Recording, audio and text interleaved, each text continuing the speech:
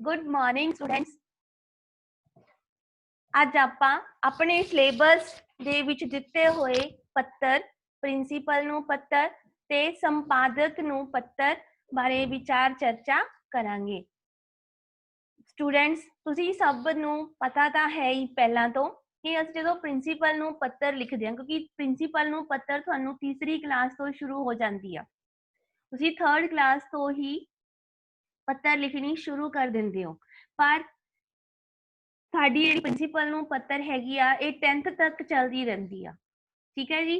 ਸੋ ਸਭ ਤੋਂ ਪਹਿਲਾਂ ਆਪਾਂ ਪ੍ਰਿੰਸੀਪਲ ਨੂੰ ਪੱਤਰ ਕਰਾਂਗੇ, ਉਸ ਤੋਂ ਬਾਅਦ ਆਪਾਂ ਸੰਪਾਦਕ ਨੂੰ ਪੱਤਰ ਕਰਾਂਗੇ। ਸੰਪਾਦਕ, ਐਡੀਟਰ, ਸਾਰੇ ਬੱਚਿਆਂ ਨੇ ਧਿਆਨ ਨਾਲ ਦੋਨੋਂ ਹੀ ਪੱਤਰ ਦੇ ਫਾਰਮੈਟ ਲਿਖਣੇ ਆ। ਉਸ ਤੋਂ ਬਾਅਦ ਜੋ ਇਹਨਾਂ ਦੋਨਾਂ ਦੇ ਵਿੱਚ ਡਿਫਰੈਂਸ ਆ ਉਹ ਤੁਹਾਡੇ ਕੋਲੋਂ ਹੀ ਮੈਂ ਪੁੱਛਣਾ ਆ। Clear students?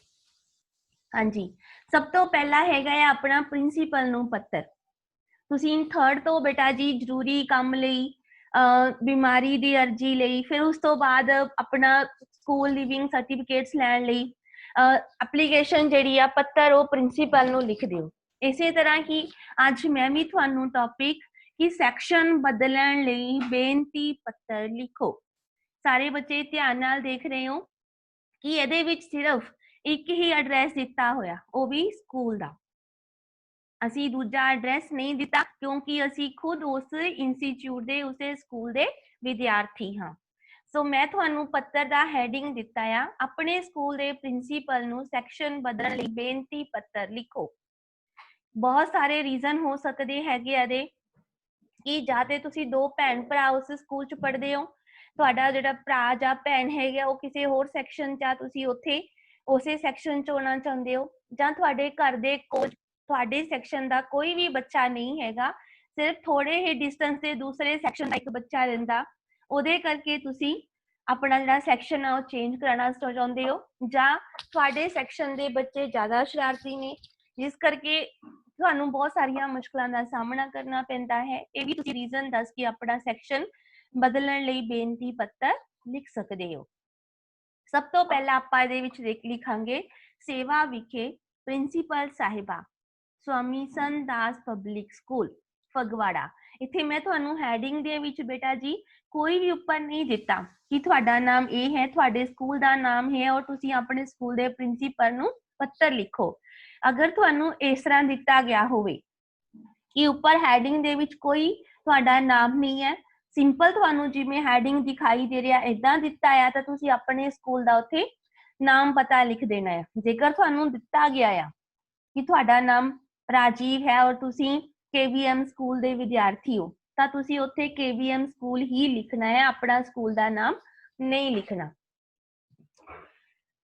ਮਿਤੀ 9 ਨਵੰਬਰ 2020 ਵਿਸ਼ਾ ਸੈਕਸ਼ਨ ਬਦਲਣ ਸੰਬੰਧੀ ਸ਼੍ਰੀਮਤੀ ਜੀ। ਕੰਟੈਂਟ ਪਾਰਟ, ਹੁਣ ਇੱਥੇ ਕੰਟੈਂਟ ਪਾਰਟ ਦੇ ਵਿੱਚ ਮੈਂ ਜਿਹੜਾ ਲਿਆ ਹੈਗਾ ਆ ਕਿ ਸਕੂਲ ਦੇ ਵਿੱਚ ਦੋ ਭੈਣ ਭਰਾ ਇਕੱਠੇ ਪੜ੍ਹਦੇ ਆ। ਠੀਕ ਹੈ, ਮੈਂ ਆਪ ਜੀ ਦੇ ਸਕੂਲ ਦੀ 6ਵੀਂ ਲਾਲ ਜਮਾਤ ਦਾ ਵਿਦਿਆਰਥੀ ਹਾਂ। ਅਸੀਂ ਸਕੂਲ ਦੇ ਵਿੱਚ ਭੈਣ ਭਰਾ ਦੋਵੇਂ ਇਕੱਠੇ ਪੜ੍ਹਦੇ ਹਾਂ। ਮੇਰੇ ਭੈਣ ਦਾ ਜਿਹੜਾ ਸੈਕਸ਼ਨ ਹੈਗਾ ਆ ਉਹ ਹਰਾ ਹੈ।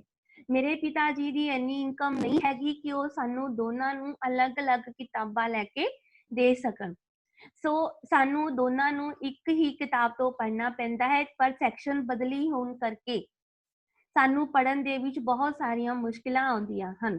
ਸੋ ਸਾਡੀ ਇਸ ਮੁਸ਼ਕਿਲ ਨੂੰ ਧਿਆਨ ਵਿੱਚ ਰੱਖਦੇ ਹੋਏ ਸਾਡੇ ਦੋਨਾਂ ਭੈਣ ਭਰਾਵਾਂ ਦਾ ਸੈਕਸ਼ਨ ਇੱਕ ਕੀਤਾ ਜਾਵੇ ਤਾਂ ਜੋ ਅਸੀਂ ਇੱਕੋ ਹੀ ਕਿਤਾਬਾਂ ਤੋਂ ਪੜ੍ਹ ਸਕੀਏ। ਇੱਕ ਤਾਂ ਬੇਟਾ ਜੀ ਇਹ ਰੀਜ਼ਨ ਹੋ ਸਕਦਾ ਆ।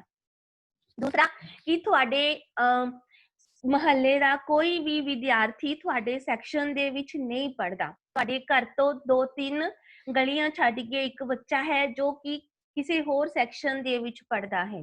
ਬਿਮਾਰੀ ਕਰਕੇ ਜਾਂ ਕਿਸੇ ਜ਼ਰੂਰੀ ਕੰਮ ਕਰਕੇ ਕਈ ਵਾਰ ਤੁਹਾਨੂੰ ਛੁੱਟੀ ਵੀ ਲੈਣੀ ਪੈਂਦੀ ਹੈ, ਤੇ ਜਿਸ ਕਰਕੇ ਤੁਹਾਡਾ ਜਿਹੜਾ ਸਕੂਲ ਦਾ ਕੰਮ ਆ ਉਹ ਕਾਫੀ ਪਿੱਛੇ ਰਹਿ ਜਾਂਦਾ ਹੈ, ਤੇ ਸਕੂਲ ਦੇ ਵਿੱਚ ਅਧਿਆਪਕਾਂ ਕੋਲੋਂ ਡਾਂਟ ਵੀ ਖਾਣੀ ਪੈਂਦੀ ਹੈ। ਸੋ ਤੁਸੀਂ ਆਪਣਾ ਸੈਕਸ਼ਨ ਉਹਦੇ ਸੈਕਸ਼ਨ ਦੇ ਨਾਲ ਬਦਲਣਾ ਚਾਹੁੰਦੇ ਹੋ ਤਾਂ ਕਿ ਤੁਹਾਨੂੰ ਪੜ੍ਹਾਈ ਦੇ ਵਿੱਚ ਆਉਣ ਵਾਲੀ ਸਮੱਸਿਆਵਾਂ ਤੋਂ ਮੁਕਤੀ ਮਿਲ ਸਕੇ।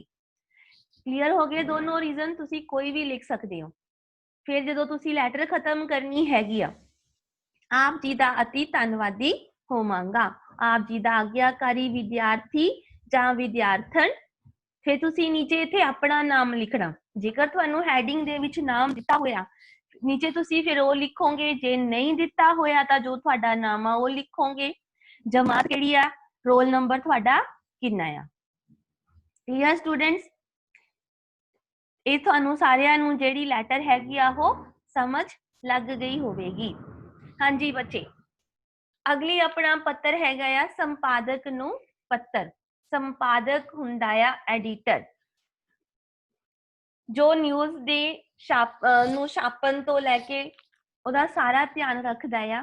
ਠੀਕ ਹੈ, ਬਹੁਤ ਸਾਰੀਆਂ ਤੁਹਾਡੇ ਘਰਾਂ ਦੇ ਵਿੱਚ ਨਿਊਜ਼ਪੇਪਰ ਆਉਂਦੇ ਹੋਣਗੇ, ਤੁਸੀਂ ਉਹਨਾਂ ਦੇ ਵਿੱਚ ਪੜ੍ਹਦੇ ਵੀ ਹੋਵੋਗੇ ਕਿ ਵੱਖ-ਵੱਖ ਇਲਾਕਿਆਂ ਦੀਆਂ ਸਮੱਸਿਆਵਾਂ ਨੂੰ ਉਹਨਾਂ ਨੇ ਆਪਣੀਆਂ ਅਖਬਾਰਾਂ ਦੇ ਵਿੱਚ ਛਾਪਿਆ ਹੁੰਦਾ ਆ। ਔਰ ਉਹ ਕਿੱਦਾਂ ਛਾਪਦੇ ਆ, ਜਦੋਂ ਕੋਈ ਉਹਨਾਂ ਨੂੰ ਛਾਪਣ ਲਈ ਪੱਤਰ ਲਿਖਦਾ ਆ, ਆਪਣੇ ਵਿਚਾਰ ਭੇਜਦਾ ਆ।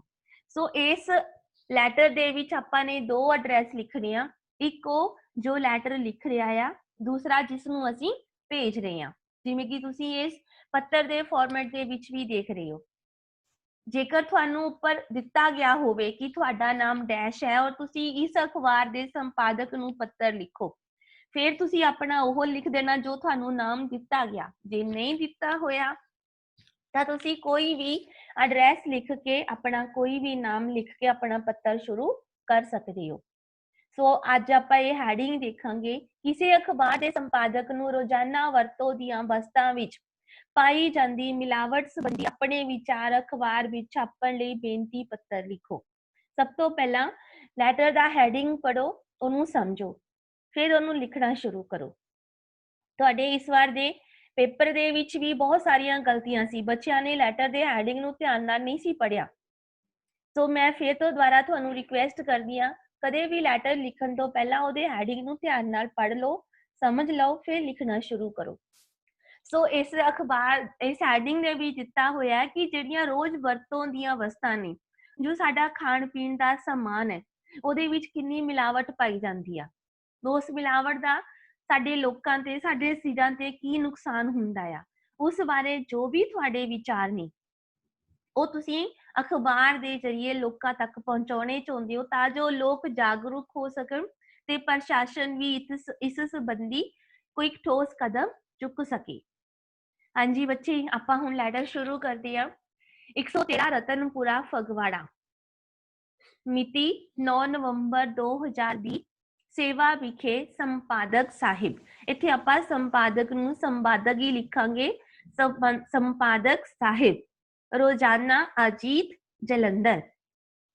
ਇੱਕ ਗੱਲ ਦਾ ਹੋਰ ਧਿਆਨ ਰੱਖਿਓ, ਤੁਹਾਨੂੰ ਇਹ ਪਤਾ ਹੋਣਾ ਚਾਹੀਦਾ ਹੈ ਕਿ ਜਿਹੜੀ ਅਖਬਾਰ ਦਾ ਤੁਸੀਂ ਨਾਮ ਲਿਖ ਰਹੇ ਹੋ ਉਹ ਕਿੱਥੋਂ ਨਿਕਲਦੀ ਆ, ਕਿੱਥੇ ਛਪਦੀ ਆ। ਹੁਣ ਜਿਵੇਂ ਅਜੀਤ ਆ, ਜਗਬਾਣੀ ਆ, ਇਹ ਜਿਹੜੀਆਂ ਅਖਬਾਰਾਂ ਨੇ ਇਹ ਜਲੰਧਰ ਤੋਂ ਛਪਦੀਆਂ ਨੇ।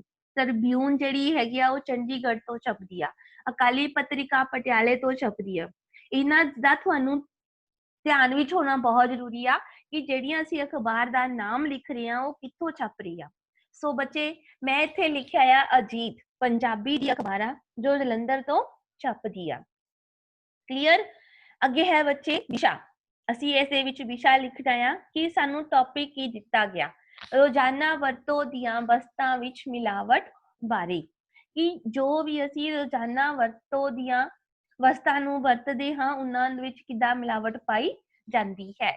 ਸ਼੍ਰੀਮਾਨ ਜੀ, ਹੁਣ ਇਹਦੇ ਵਿੱਚ ਆਪਾਂ ਨੇ ਕੰਟੈਂਟ ਪਾਰਟ ਲਿਖਣਾ ਹੈ। ਇੱਥੇ ਇਹ ਨਹੀਂ ਲਿਖਣਾ ਕਿ ਮੈਂ ਤੁਹਾਡੇ ਇਲਾਕੇ ਦਾ ਰਹਿਣ ਵਾਲਾ ਹਾਂ ਜਾਂ ਵਸਨੀਕ ਹਾਂ, ਕਿਉਂਕਿ ਅਸੀਂ ਉਹ ਅਖਬਾਰ ਜਿਹੜੀ ਹੈਗੀ ਆ ਉਹ ਜਿਹੜਾ ਜਲੰਧਰ ਤੋਂ ਨਿਕਲਦੀ ਆ, ਪਰ ਅਸੀਂ ਫਗਵਾੜੇ ਦੇ ਵਸਨੀਕ ਆ।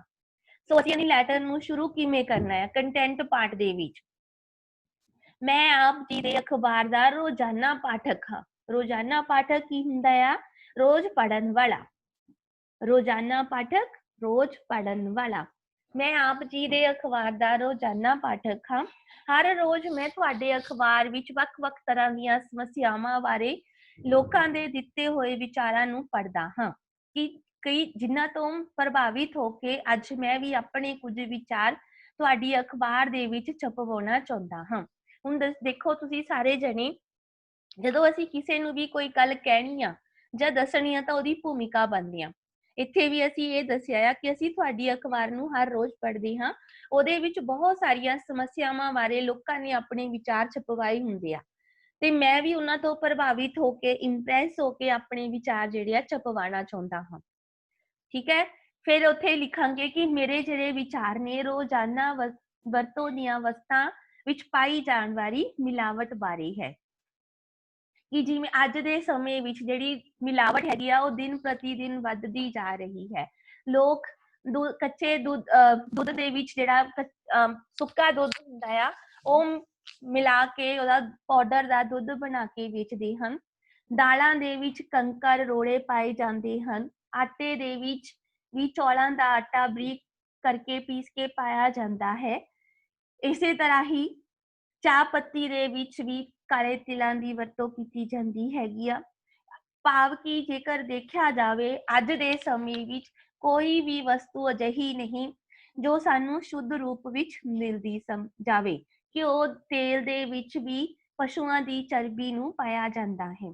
ਜੋ ਇਹ ਜਿਹੀਆਂ ਚੀਜ਼ਾਂ ਨੂੰ ਖਾ ਕੇ ਮਨੁੱਖੀ ਸਰੀਰ ਦੇ ਵਿੱਚ ਕਈ ਤਰ੍ਹਾਂ ਦੀਆਂ ਬਿਮਾਰੀਆਂ ਉਤਪੰਨ ਹੁੰਦੀਆਂ ਹਨ।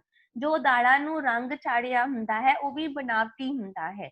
ਕਈ ਵਾਰ ਇਹੋ ਜਿਹੇ ਰੰਗਾਂ ਦੀ ਵਰਤੋਂ ਕਾਰਨ ਕੈਂਸਰ ਵਰਗੀਆਂ ਭਿਆਨਕ ਬਿਮਾਰੀਆਂ ਵੀ ਹੋ ਜਾਂਦੀਆਂ ਹਨ। ਲੋਕ ਮਜਬੂਰੀ ਦੇ ਵਿੱਚ ਇਹਨਾਂ ਵਸਤਾਂ ਨੂੰ ਖਰੀਦ ਕੇ ਇਹਨਾਂ ਦੀ ਵਰਤੋਂ ਕਰਦੇ ਹਨ। ਕਈ ਵਾਰ ਅਸੀਂ ਕਈ ਦੁਕਾਨਦਾਰਾਂ ਨੂੰ ਇਸਦੀ ਕੰਪਲੇਂਟ ਵੀ ਕੀਤੀ, ਸ਼ਿਕਾਇਤ ਵੀ ਕੀਤੀ, ਪਰ ਉਹ ਵੀ ਬੇਵਸ ਹਨ ਕਿਉਂਕਿ ਜੋ ਸਮਾਨ ਉਹਨਾਂ ਨੂੰ ਪਿੱਛੋਂ ਆਉਂਦਾ ਹੈ ਉਹੀ ਉਹ ਅੱਗੇ ਵੇਚਦੇ ਹਨ। ਸੋ ਮੈਂ ਆਪ ਜੀ ਦੇ ਅਖਬਾਰ ਦੇ ਵਿੱਚ ਆਪਣੀ ਇਹ ਵਿਚਾਰ ਛਪਵਾ ਕੇ ਲੋਕਾਂ ਨੂੰ ਇਸ ਸੰਬੰਧੀ ਜਾਗਰੂਕ ਕਰਨਾ ਚਾਹੁੰਦੀ ਹਾਂ ਜਾਂ ਚਾਹੁੰਦਾ ਹਾਂ।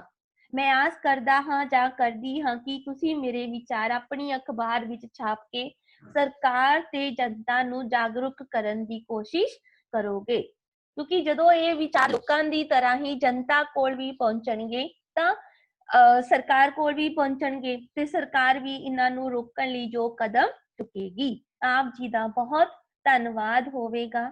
ਆਪ ਜੀ ਦਾ ਵਿਸ਼ਵਾਸ ਪੱਤਰ ਜਦੋਂ ਅਸੀਂ ਪੱਤਰ ਖਤਮ ਕਰਨੀ ਆ ਧੰਨਵਾਦ ਤੋਂ ਬਾਅਦ ਤੁਸੀਂ ਸ਼ੁਭ ਚਿੰਤਕ ਵੀ ਲਿਖ ਸਕਦੇ ਹੋ ਜਾਂ ਵਿਸ਼ਵਾਸ ਪੱਤਰ। ਉਸ ਤੋਂ ਬਾਅਦ ਨਾਮ ਤੁਸੀਂ ਜੇਕਰ ਤੁਹਾਨੂੰ ਦਿੱਤਾ ਹੋਇਆ ਤੁਸੀਂ ਉਹ ਲਿਖਣਾ, ਜੇ ਨਹੀਂ ਤਾਂ ਆਪਣਾ ਨਾਮ ਵੀ ਲਿਖ ਸਕਦੇ ਹੋ। ਸੋ ਸਾਰੇ ਬੱਚਿਆਂ ਨੂੰ ਇਹ ਦੋਨੋਂ ਹੀ ਪੱਤਰ ਸਮਝ ਲੱਗੇ ਹੋਣਗੇ। ਤੁਸੀਂ ਸਾਰਿਆਂ ਨੇ ਜੋ ਤੁਹਾਨੂੰ ਵਰਕਸ਼ੀਟ ਦੇ ਵਿੱਚ ਪੱਤਰ ਦੇ ਹੈਡਿੰਗ ਦਿੱਤੇ ਹੋਣਗੇ ਉਹ ਤੁਸੀਂ ਆਪਣੀਆਂ ਕਾਪੀਆਂ ਦੇ ਵਿੱਚ ਪੱਤਰ ਧਿਆਨ ਨਾਲ ਲਿਖਣੇ ਹਨ। ਠੀਕ ਹੈ, ਔਰ ਉਹਨਾਂ ਨੂੰ ਸਮਝਣ ਦੀ ਵੀ ਕੋਸ਼ਿਸ਼ ਕਰਨੀ ਹੈ। Thank you.